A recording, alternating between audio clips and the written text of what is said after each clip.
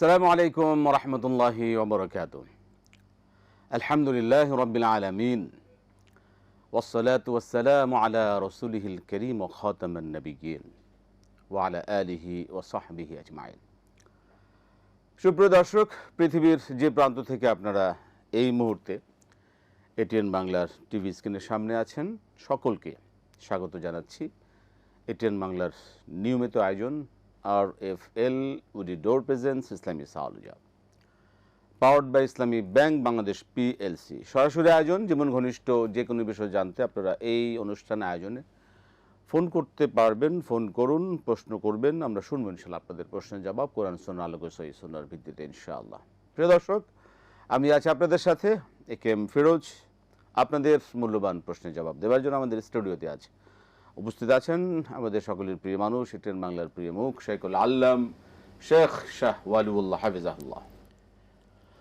আসসালামু আলাইকুম ওয়া রাহমাতুল্লাহি ওয়া বারাকাতুহু। ওয়ালাইকুম সালাম ওয়া রাহমাতুল্লাহি ওয়া বারাকাতুহু। আহলান সাহলান শেখ, মারহাবান বিকুম। বৃষ্টি ভেজা দিনে আপনাকে স্বাগত। বারাকাল্লাহু ওয়া ফিক। ইয়াকুম। আল্লাহুম্মা সাইয়্যিবান নাফিআ। আমরা দোয়া করি আল্লাহ তাআলা উপকারী বৃষ্টি দিয়ে আমিন আমাদের আমিন আমিন আল্লাহুম্মা আমিন। প্রিয় দর্শক, আমরা আপনারা অলরেডি প্রশ্ন করছেন। আমরা যে বিষয়টা সবসময় বলে থাকি যে আমাদের সাথে যখন আপনারা সরাসরি কথা বলবেন, অবশ্যই মনে করেন আপনি যে টিভি সেট টেলিভিশন আমাদের দেখছেন, টেলিভিশনের ভলিউমটা কমিয়ে আপনারা আমাদের সাথে কথা বলবেন, এটা অনুরোধ, একটু গুরুত্ব দিবেন। আমরা যাবো ইনশাআল্লাহ। মোহতারাম, শুরু করতে পারি ইনশাআল্লাহ। বিসমিল্লাহ। জি দর্শক বলবেন। আসসালামু আলাইকুম। ওয়ালাইকুম সালাম। জি, ভালো আছেন আপনারা? আলহামদুলিল্লাহ।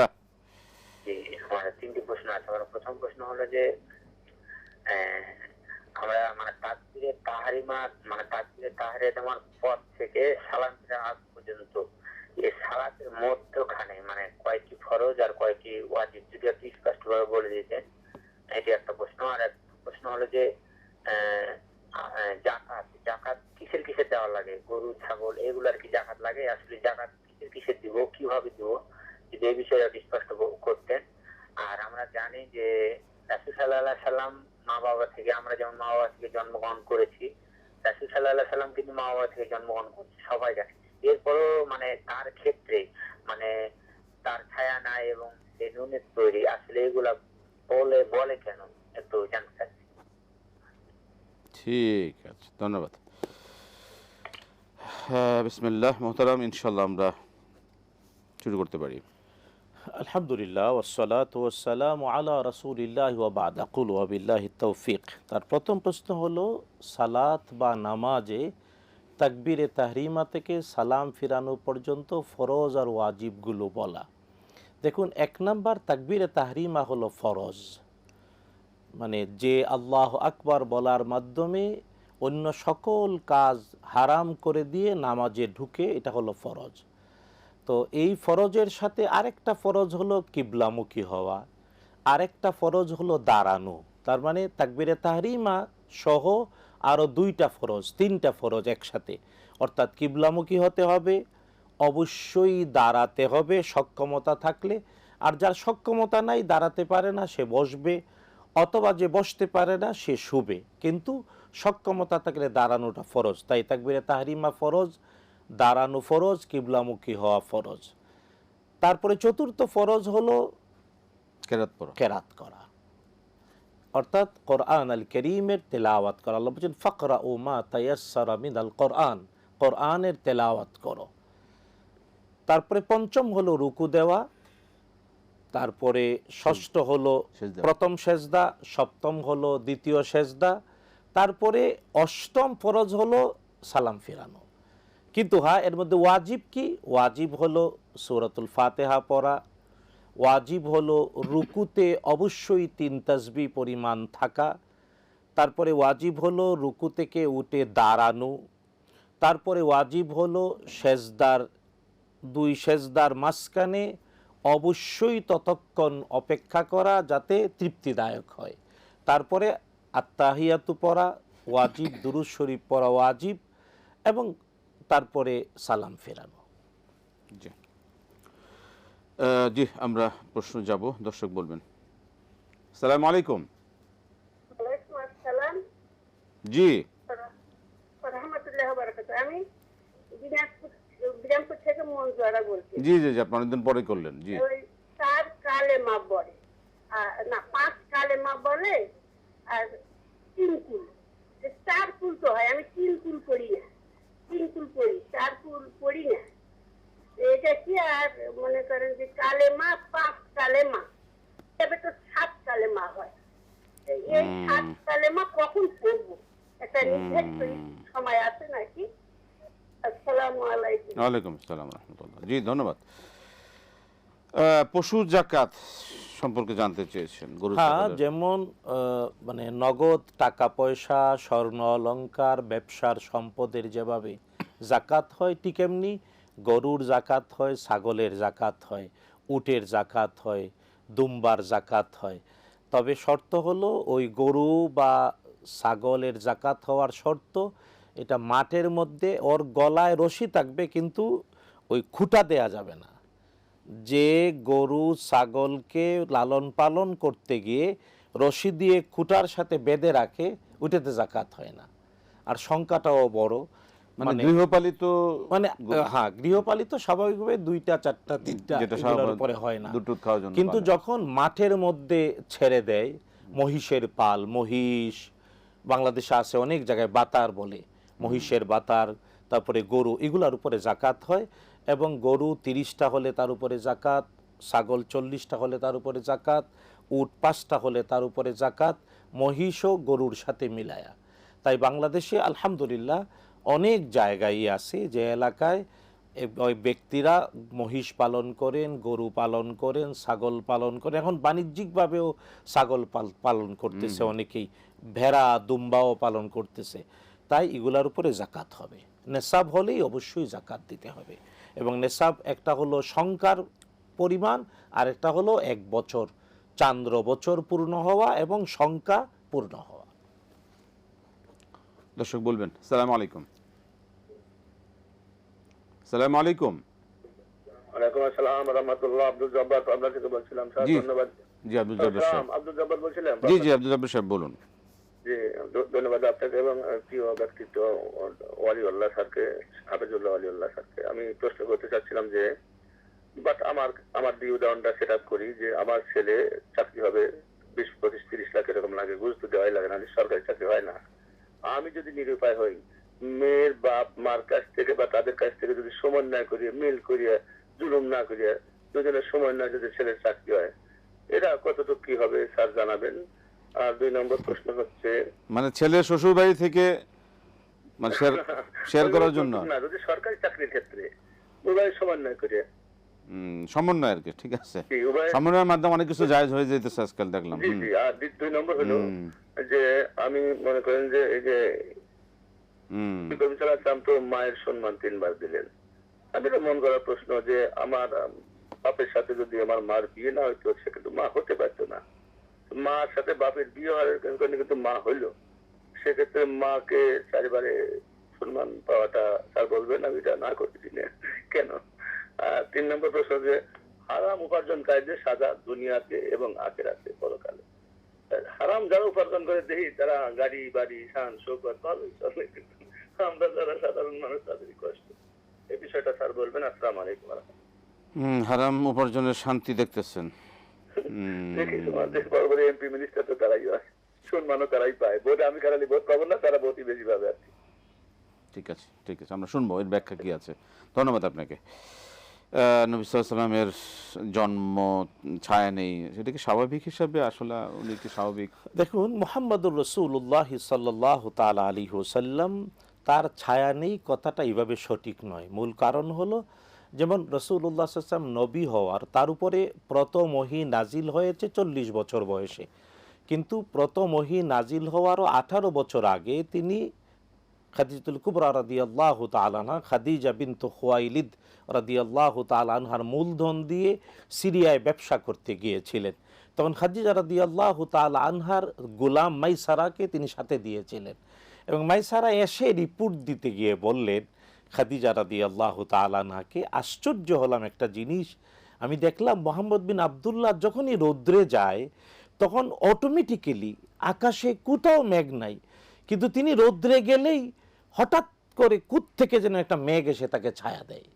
আর যেহেতু রৌদ্রে গেলেই রাসূলুল্লাহ সাল্লাল্লাহু আলাইহি ওয়াসাল্লাম নবী হওয়ার অর্থাৎ তার উপর ওহী নাজিল হওয়ার আগেই তিনি রৌদ্রে গেলেই আকাশের মেঘমালা এসে ছায়া দিত, তাই বিশ্ব নবী সাল্লাল্লাহু আলাইহি ওয়াসাল্লামের ছায়া পড়তো না।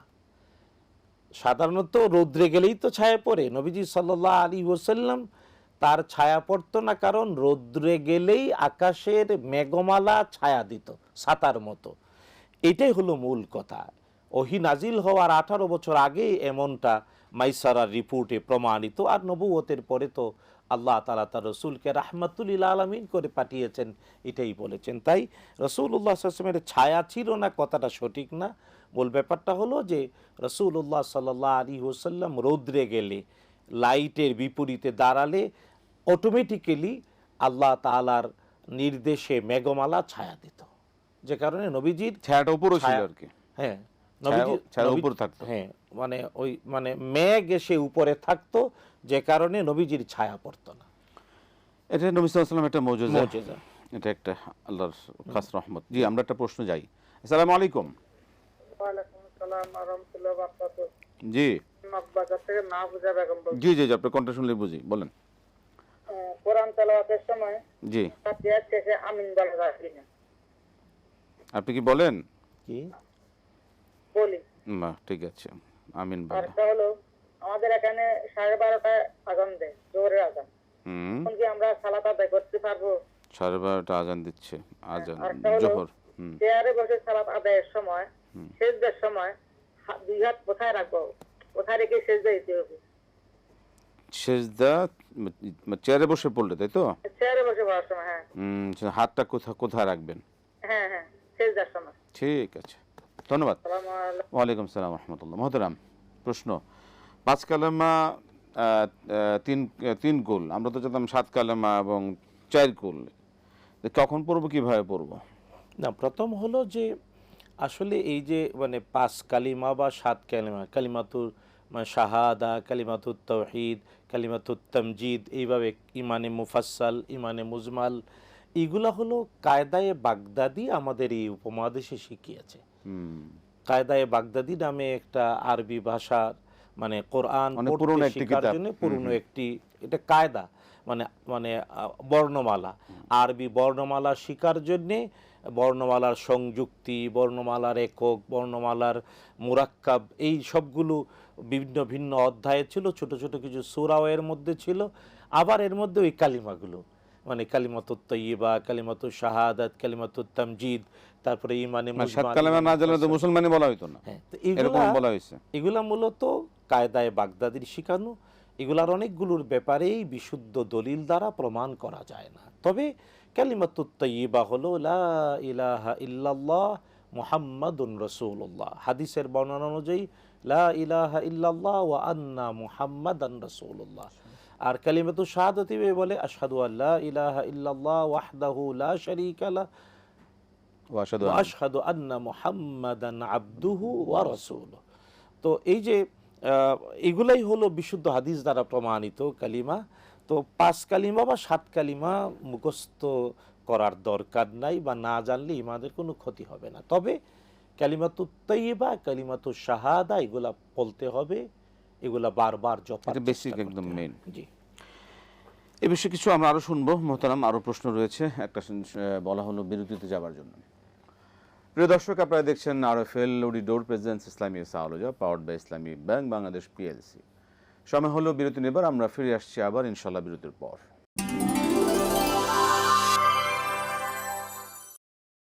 আসসালামু আলাইকুম ওয়া রাহমাতুল্লাহি ওয়া বারাকাতুহু। প্রিয় দর্শক, ফিরে এলাম বিরতির পর। RFL অডিডোর presence Islami সাওলজা, powered by Islami bank Bangladesh PLC.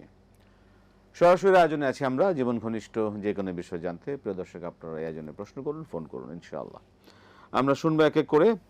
অনেক প্রশ্ন আমাদের কাছে। মোহতারাম, ঘুষ দিয়ে ছেলের বাবা ছেলে শ্বশুরবাড়ির সাথে সমন্বয় করে অর্থ জোগাড় করে সরকারি চাকরির জন্য ঘুষ দিয়ে চাকরি নেওয়া ঠিক হবে কিনা, এই সমন্বয় করা কি যাবে কিনা, নেওয়া যাবে এখানে কিনা? 3টা বিষয়। এক নাম্বার হলো যে ঘুষ আদান প্রদান অবশ্যই হারাম। মুহাম্মাদুর রাসূলুল্লাহ সাল্লাল্লাহু আলাইহি ওয়াসাল্লাম স্পষ্ট করে বলেছেন, আর রাশি অল মুরতাশি কিলাহুমা ফিন্নার, ঘুষ দাতা আর ঘুষ গ্রহিতা দুইজনই জাহান্নামী বলেছেন রাসূলুল্লাহ সাল্লাল্লাহু আলাইহি ওয়াসাল্লাম।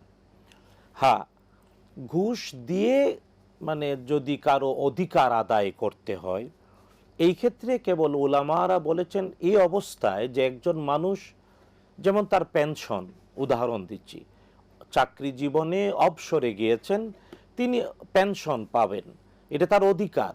কিন্তু ওই আমাদের সমাজে বসে থাকা শিক্ষিত নামের কিছু কুকুর, ওদের মুখে হার না পড়লে ব্যক্তির পেনশনটা দিচ্ছে না। তো ঠিক এই ধরনের ঘুষ না দিলে তার হক নষ্ট হয়ে যাচ্ছে। ওই ক্ষেত্রে হারাম জেনেও নিজের হক আদায়ের জন্য ঘুষ দেওয়াকে হয়তো আল্লাহ ক্ষমা করতে পারেন, এই হলো আলেমদের অভিমত। এখন এই সরকারি চাকরি যদি ইন্টারভিউ লিখিত পরীক্ষা দিল, বাইবা দিল, ফার্স্ট হলো, তারই অধিকার।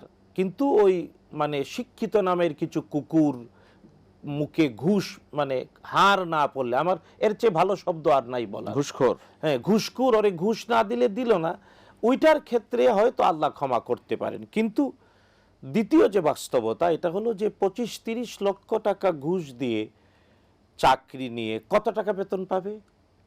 বরং এই 25-30 লক্ষ টাকা দিয়ে যদি নিজে একটা ব্যবসা করে, এটা বরং অনেক ভালো, অনেকের কর্মসংস্থান হবে। একটা উদ্যোক্তা হলো, নিজে একটা প্রতিষ্ঠান করলো, নিজে ব্যবসা করলো, স্বাধীন থাকলো। তো আমরা বরং ঝুঁকিতে না গিয়ে, ঘুষ দিয়ে চাকরি না নিয়ে বরং ব্যবসা করুক। এই ক্ষেত্রে প্রয়োজনে বাবাও টাকা পয়সা দিল, শ্বশুর বাড়ি থেকেও কর্জ নিল, কর্জে হাসানা, ব্যবসা করে লাভ করে ধীরে ধীরে পরিশোধ করে দিল, এটা হতে পারে। কিন্তু যেভাবে প্রশ্নকারী প্রশ্ন করলেন আব্দুল জব্বার সাহেব, আমরা বিনীতভাবে বলতে চাই, আমরা স্পষ্টভাবে ঘুষ আদান প্রদান হারাম। এবং অবশ্যই বললাম যে ওই যার অধিকার প্রতিষ্ঠিত হয়েছে, ওই যে চাকরি থেকে অবসরে গেল, এখন পেনশন পাচ্ছে না ঘুষ না দিলে, তাইলে ওই ক্ষেত্রেই কেবল আল্লাহ ক্ষমা করতে পারেন। এছাড়া আলেমরা আর কোথাও তাও নিরুৎসাহিত করেছেন। এই জন্য আমরা বিনীতভাবে বলবো, এইভাবে ঘুষ দিয়ে চাকরি, আবার মেয়ের বাবার কাছে যতই মানে আব্দুল জব্বার সাহেব উনি খুব নরম ভাষায় সুন্দর করে বলেছেন, কিন্তু এটা আব্দুল জব্বার সাহেবের মেয়ে আছে কিনা জানি না, উনি ওনার নিজের উপর নিয়ে যদি চিন্তা করেন, মেয়েটাকে 18 বছর 20 বছর 22 বছর লালন পালন করলাম, বিয়ে শাদী দিলাম, বিয়েতে আবার আমাদের মতো মানে কয়েকশো পেটুককে খাওয়ানো হলো, নাউযুবিল্লাহি মিন যালিক, মানে বিয়ে মেয়ে বিয়ে দেবে আবার খাওয়াইতে হয়, তারপরে আবার অনেক উপহার দিতে হয়, এখন আবার মেয়ের জামাইকে চাকরি করিতে হইবে, এই জন্য আবার যে নামেই হোক, এটা যে কত বড় মুসিবত, এটা কত বড় নির্লজ্জতা, এটা কত বড় হারাম বিষয়, এটাকে কখনো হালাল বলার সুযোগ নেই। আল্লাহ হেদায়েত নসিব করুন। না, এই চিন্তা করাটাও তো আসলে আমাদের জন্য এটা অপরাধ, যে মানে মেয়ের কাছ থেকে, মেয়ের বাবার কাছ থেকে টাকা এনে ছেলেকে চাকরি দেওয়ার জন্য। তা এই সম্পর্কের ক্ষেত্রে কি মানে এটা আব্দুল জব্বার সাহেব তিনিও বুঝেছেন, এই জন্যই প্রশ্নটা করেছেন, উনি আসলে বিষয়টা আসলে হয়তো সবাই যাতে বাস্তবতার সকলের ক্ষেত্রে এটা যেন এটা আসলে আমরা খেয়াল রাখি। একটা প্রশ্ন যায়। জি, আসসালামু আলাইকুম। আসসালামু আলাইকুম। জি বলুন, কি প্রশ্ন বলুন।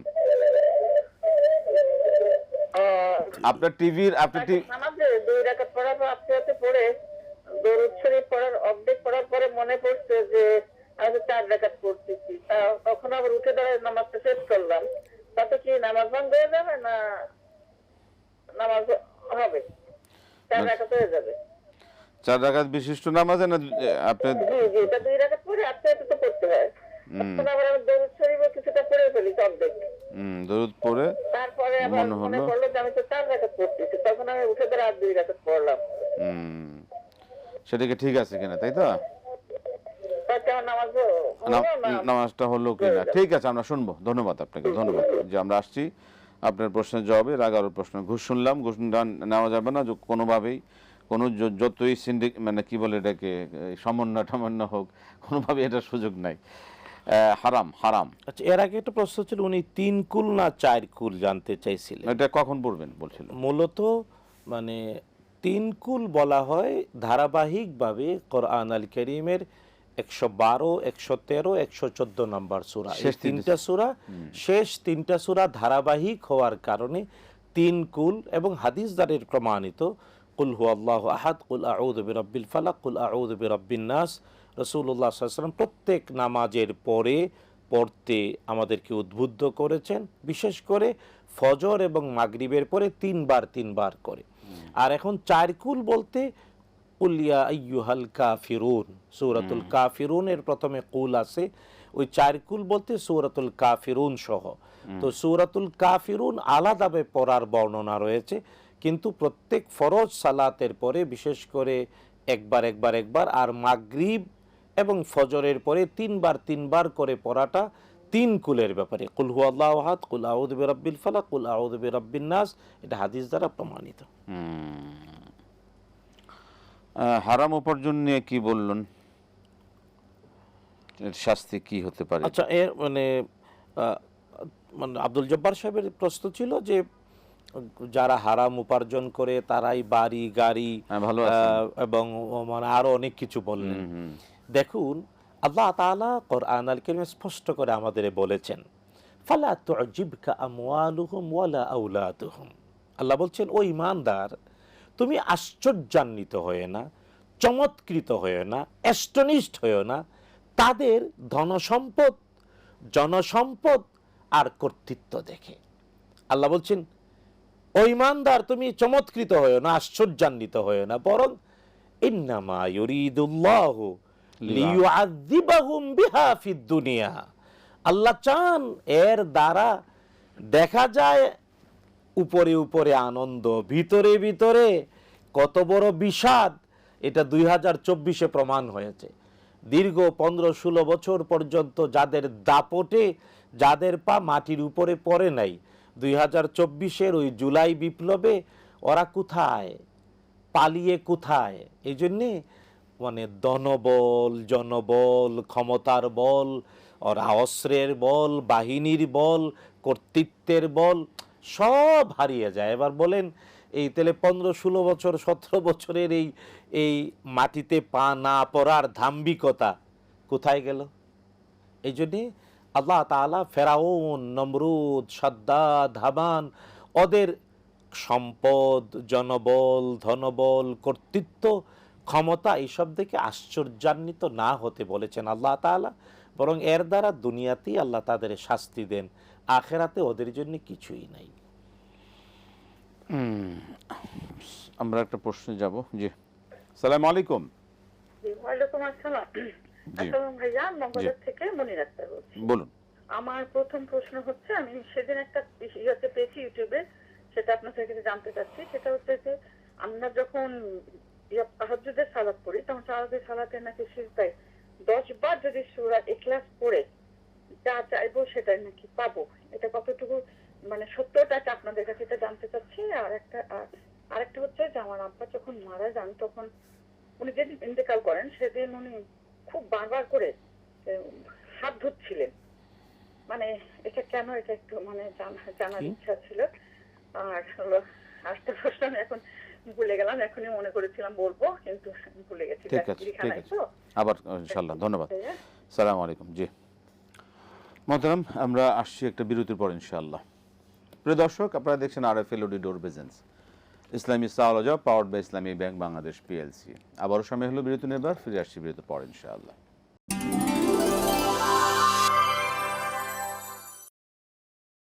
আসসালামু আলাইকুম রহমতুল্লাহি ওয়া বারাকাতুহু।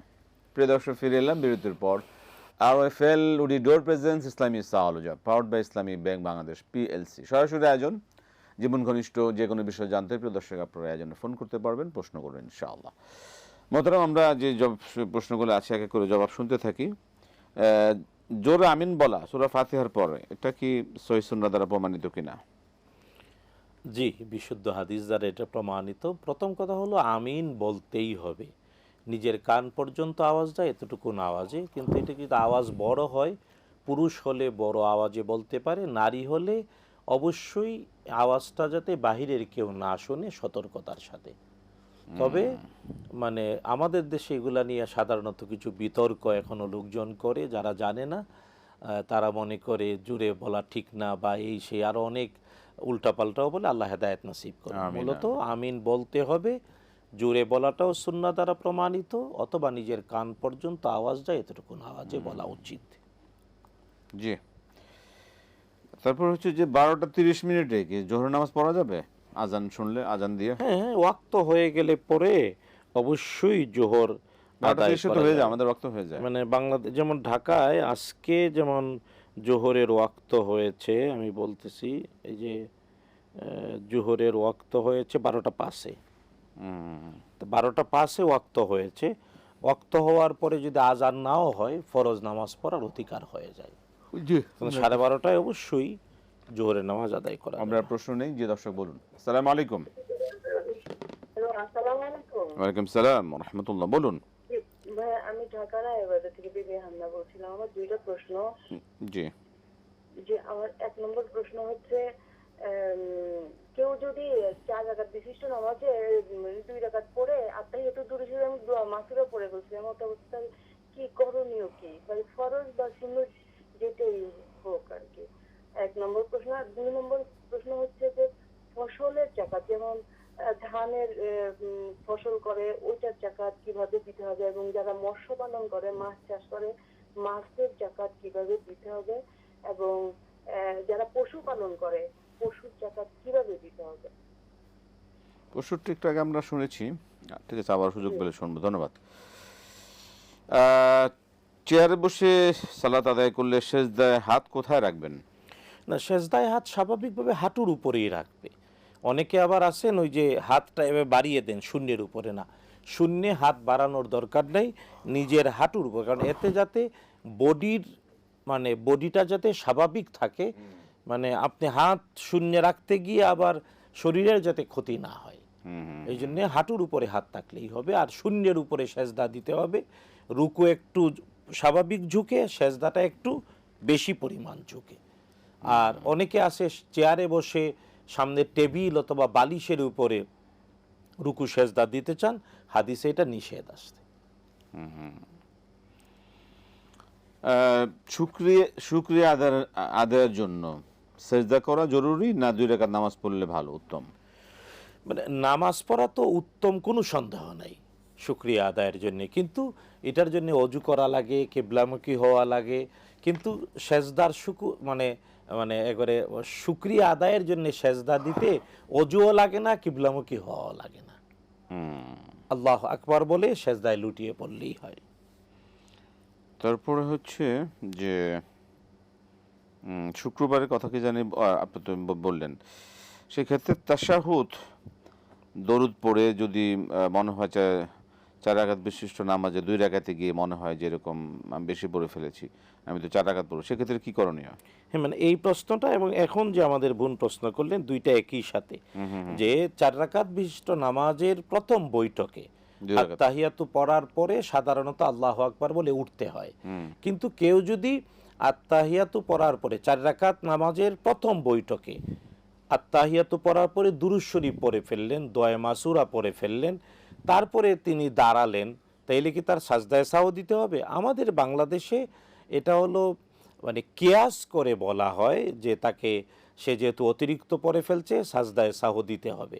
কিন্তু বিশুদ্ধ হাদিস দ্বারা প্রমাণিত, রাসূলুল্লাহ সাল্লাল্লাহু আলাইহি ওয়াসাল্লাম অনুমোদন করেছেন যে 4 রাকাত বিশিষ্ট বা 3 রাকাত বিশিষ্ট নামাজের প্রথম বৈঠকে আত্তাহিয়াতুর পরে দুরূদ শরীফ পড়া যায়, দোয়া মাসুরা পড়া যায়, সাজদায়ে সাহু লাগে না। যেহেতু বিশুদ্ধ হাদিস দ্বারা প্রমাণিত রয়েছে, তাই কিয়াসটা গ্রহণ করা দরকার নাই। কারণ হাদিসটাই দলিল, কিয়াসটা যখন হাদিসে পাওয়া না যায় তখন। কিন্তু যেহেতু বিশুদ্ধ হাদিস রয়েছে, তাই অবশ্যই ভুলে অথবা স্বেচ্ছায় প্রথম বৈঠকে আত্তাহিয়াতুর পরে দুরূদ শরীফ বা দোয়া মাসুরা পড়ার পরেও ব্যক্তি 3য় রাকাত অথবা 4র্থ রাকাত কন্টিনিউ করবে, সাজদায়ে সাহু লাগবে না। জি, পরবর্তী আমরা প্রশ্নে যাব, সেটা হচ্ছে যে এই তাশাহুদ শুনলাম। আচ্ছা, ওই যে আমাদের আব্দুল তাহাজ্জুদ। জব্বার সাহেবের একটা প্রশ্ন রয়ে গিয়েছিল, তিনি জানতে চেয়েছিলেন যে মায়ের সম্মান কেন 4 বার, বাবার সাথে একবার, তারপরে আবার আলাদা 3 বার কেন? এটা আল্লাহ সুবহানাহু ওয়া তাআলা নিজে এর জবাব দিয়েছেন সূরাতুল আহকাফের 15 নম্বর আয়াতে। আল্লাহ তাআলা মা আর বাবার অধিকার একসাথে বলেছেন, ওয়াসাইনাল ইনসানা বিওয়ালিদাইহি। আল্লাহ বলছেন মানুষ তার প্রতি আল্লাহর নির্দেশ মা আর বাবার প্রতি ভালো ব্যবহার করবে। এরপরে আলাদাভাবে মায়ের 3টা কারণ আল্লাহ বলেছেন। 1 নাম্বার, হামালাতহু উম্মুহু কুরহা, মা জীবনের ঝুঁকি নিয়ে পেটে ধারণ করে, বাবারা করে না। 2 নাম্বার, ওয়াদাআতহু কুরহা, জীবনের ঝুঁকি নিয়ে মা প্রসব করে, বাবারা এটা করে না। 3 নাম্বার, ওয়াহামলুহু ওয়া ফিসালুহু 30 শাহরা, ওই কুলে কাকে নিয়ে বুকের দুধ পান করায় মায়েরা। এই যে মায়েরা বুকের দুধ পান করায়, বাবারা কোনোদিন পারবে না। সেটা 30 মাস, 30 হ্যাঁ, 2.5 বছর মানে পেটে ধারণ এবং দুগ্ধপান সহ। তো এই যে দুগ্ধপান করানো বাবারা কোনোদিন পারবে না। প্রসব করার বেদনা বা কষ্ট বাবারা অবশ্যই বুঝবে না। পেটে ধারণ করা, অন্তত বাংলাদেশের বিখ্যাত প্রচলিত একটা কথা 10 মাস 10 দিন, যদিও 10 মাস 10 দিন ন্যাচারালি সবার হয় না, সাধারণত 9 মাস 6 মাসের পরেই পূর্ণ বাচ্চা প্রসব হতে পারে। তো হ্যাঁ, কখনো 12 মাস, কখনো 17 মাস, কখনো 18 মাস, 19 মাসও অনেক সময় মায়ের পেটে অনেকে থাকে। তো এই যে এটা মানে বা এখন তো আলহামদুলিল্লাহ চিকিৎসা বিজ্ঞান আরো সহজ হয়ে গিয়েছে। তো এই যে 3টা আলাদা কারণ, যে কারণগুলো বাবারা বুঝতে পারে না, আল্লাহ তাআলা মায়েকে ওই 3টি কষ্টের প্রতিদান হিসেবে আলাদা মর্যাদা দিয়েছেন বলেছেন আল্লাহ তাআলা। চমৎকার, আহসান্ত, মাশাআল্লাহ। পর হচ্ছে তাহাজ্জুদের সালাতের সেজদায় 10 বার যদি কেউ পড়ে তার চাওয়া পূর্ণ হয়। না, প্রথম কথা হলো মানে ঠিক এই ধরনের বিশুদ্ধ বর্ণনা আমার জানা নেই। দ্বিতীয় কারণ হলো যে সেজদায় গিয়ে কোরআন তেলাওয়াত নিষেধ করেছেন রাসূলুল্লাহ সাল্লাল্লাহু আলাইহি ওয়াসাল্লাম। তবে হ্যাঁ, যে সকল আয়াত দোয়া হিসেবে তা করা যায়, যেমন আল্লাহুম্মা রাব্বানা আতিনা ফিদ দুনিয়া হাসানা, ও রব্বানার সাথে আল্লাহুম্মা যুক্ত করে, যাতে দোয়া হিসেবে। কিন্তু সূরাতুল ইখলাস তো ডাইরেক্ট দোয়া না, বরং আলাদাভাবে যদি কেউ বিশুদ্ধ উচ্চারণে বিশ্বাস সহ সূরাতুল ইখলাস 10 বার পড়লো, তাইলে আল্লাহ তাআলা তাকে জান্নাতে একটি ঘর বানিয়ে দেবেন। শুধু তাই সে যদি দোয়া করে, আল্লাহ তার দোয়া কবুল করবেন। এটা বিশুদ্ধ প্রমাণিত। কিন্তু তাহাজ্জুদের সালাতের সেজদায় গিয়ে প্রতি সেজদায় 10 বার সূরাতুল ইখলাস পড়া, এটা আমি কোথাও পাইনি বিশুদ্ধ। আল্লাহ হেদায়েত নসিব করুন। আমরা 1 মিনিট সময় পাচ্ছি। বাবা মারা যান, তখন তিনি শেষ মুহূর্তে এসে খুব হাত ধুচ্ছিলেন। এই হাত ধোয়ার রহস্য কি? না, এটা তো আমরা আপনার বর্ণনা যেভাবে যে বাবা হাত ধুইতেছিলেন, হাদিসে মুহাম্মাদুর রাসূলুল্লাহ সাল্লাল্লাহু আলাইহি ওয়াসাল্লামের এই পৃথিবী থেকে বিদায় নেওয়ার সর্বশেষ মুহূর্তের যে কথা আসছে, এতে বুখারী মুসলিমের বর্ণনা যে রাসূলুল্লাহ সাল্লাল্লাহু আলাইহি ওয়াসাল্লাম তিনি ঘামতেছিলেন এবং তার পাশে একটা পাত্রে পানি রাখা ছিল। ওই পাত্রে পানিতে হাত রেখে বারবার রাসূল সাল্লাল্লাহু আলাইহি ওয়াসাল্লাম নিজের কপাল মুছতেছিলেন। পরে উম্মুল মুমিনিন বা রাসূল সাল্লাল্লাহু আলাইহি ওয়াসাল্লামের মেয়ে ফাতেমাতুজ জাহরা তারা মুছে দিচ্ছিলেন। তো আপনার বাবা নিজে হাত ধুইতেছিলেন, কিন্তু কপাল ঘামতেছিল কিনা ব্যাপারগুলো স্পষ্ট হলে তো তবে আমরা দোয়া করি আপনার বাবাকে আল্লাহ তাআলা ক্ষমা করে দিন। সকল মা বাবার জন্যই রব্বিরহামহুমা কামা রব্বায়ানি সগীরা। 4 রাকাত বিশিষ্ট নামাজ যদি 2 রাকাত পড়ে ফেলেন, সেক্ষেত্রে কি করতে হবে? শেষ প্রশ্ন। না, 2 রাকাত পড়ে ফেললে অবশ্যই 4 রাকাতের আর 2 রাকাত, তিনি যদি সালাম ফিরিয়ে ফেলেন তাহলে আরেকবার আল্লাহু আকবার বলে নিয়ত করে 2 রাকাত পড়বেন, সুন্নত। আর ফরজ যদি হয় তাহলে অবশ্যই তিনি মানে কন্টিনিউ করবেন এবং দ্বিতীয় রাকাতের পরে যদি ভুলে যান তাইলে স্মরণ হওয়ার সাথে সাথে দাঁড়িয়ে তৃতীয় রাকাত পড়বেন, শেষে সাজদায় সাহু দেবেন। শেষ প্রশ্ন, সময় একদম শেষ। যাকাতের যে বিষয়টা, ফসলের যাকাত, তারপরে উৎপাদিত ফসল যখন 5 ওয়াসাক হবে, 5 ওয়াসাক এর দুইটি পরিমাপ, একটি হলো প্রায় 16.5 মণ আর একটা 27.5 মণ। কারণ কুফার আর মদিনার ওজন অনুযায়ী, মদিনার ওজনে কম, কুফার ওজনে বেশি। মদিনার ওজনে 16.5 মণ আর কুফার ওজনে 27.5 মণ ফসল যদি হয়, ফসল কাটার দিনেই আকাশের বৃষ্টির পানি দিয়ে হলে 10 ভাগের 1 ভাগ দিয়ে দিতে হবে, আর সেচের পানি দিয়ে হলে 20 ভাগের 1 ভাগ। আর মাছ যখন আমাদের সমাজে এখন আলহামদুলিল্লাহ এটা বাণিজ্যিকভাবে চাষাবাদ করা হচ্ছে, তো মাছ যেদিন বাণিজ্যিকভাবে চাষাবাদ করে মাছ যেদিন উঠালেন, বিক্রি করলেন, ওই দিন যাকাত দেবে। আর পশুর যাকাত বলেছি, গরু 30টা হলে, গরু মহিষ 30টা, উট 5টা, ছাগল 40টা, এর উপরে যাকাত। অনেক ধন্যবাদ। আগামীতে ইনশাআল্লাহ আবার কোনো বিষয়ে আরো বিস্তারিত শুনবো। প্রিয় দর্শক, আজকে আর শেষ করছি। মহতরম, আপনাকে অসংখ্য ধন্যবাদ। প্রিয় দর্শক, বিদায় নিচ্ছি। আসসালামু আলাইকুম ওয়া রাহমাতুল্লাহি ওয়া বারাকাতুহু।